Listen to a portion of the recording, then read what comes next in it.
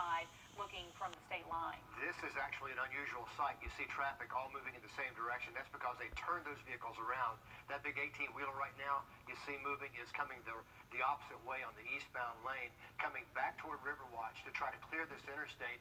But this is from a crew at our new building that we have right now with a live look. Eastbound lanes are shut down right now as those trucks are going to go off that exit and get out of the way. But the deputies are on the scene. They've been directing traffic. And Laura, from another view that you and I have already seen, we saw at least one car partially wedged under a tanker truck, and then another car, I believe a Kia, off to the side in an emergency lane.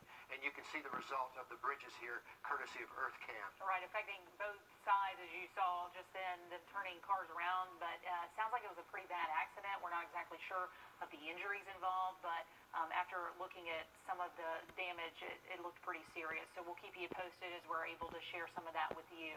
Do avoid I-20 at the state line, if at all possible. Both directions are going to be affected by this, especially, as we said, eastbound. Now, this crash makes the fourth crash on I-20 in just the last 2 days. And all those crashes happened on the eastbound side. This is the crash from just this morning. This one happened at the Grovetown exit, and you can see the backups there early this morning around 8:30. Maybe you were stuck in some of those. But with 3 crashes in that area in 24 hours, we started looking, how dangerous is this stretch of I-20?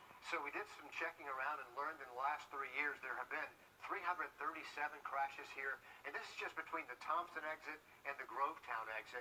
The 5 crashes marked right there on the screen are ones where at least one person has died. So that's 5 deadly crashes just along this 15-mile stretch.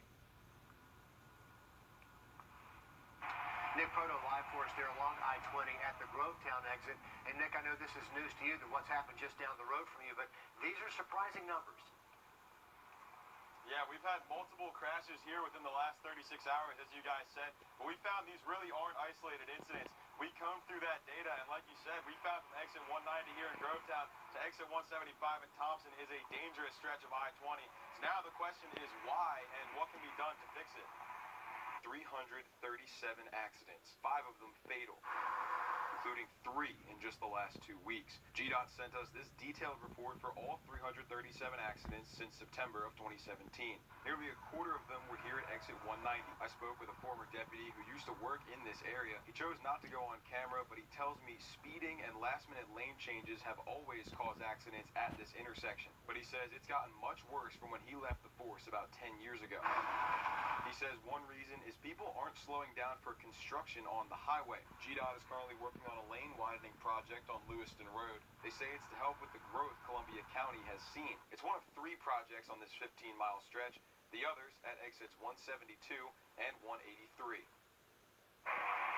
As for what can be done, the former deputy tells me GDOT's really doing all they can do. He says these projects should help when they're complete, and in the meantime, people just need to be extra cautious and slow down. Guys? That is the key. Nick, thanks for the live update there from Columbia County. That stretch of I-20 is moving right at the moment. But the driver of that tractor-trailer in the 9-car pileup yesterday, that driver's been arrested. Roy Smith facing several charges, including homicide by vehicle. Troopers say Smith was the driver of a tractor-trailer that crashed into the back of an SUV. That driver, 54-year-old Brenda Anderson, was killed. The truck also hit 7 other cars. A line of police cars down I-20 this morning around 11 a.m. in a procession for the 2 deputies killed in the crash yesterday.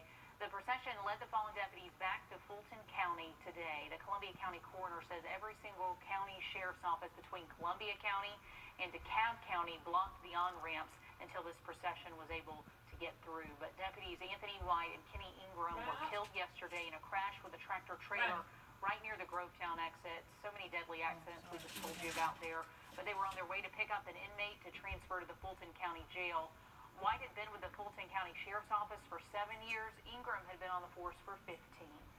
A memorial service today for a long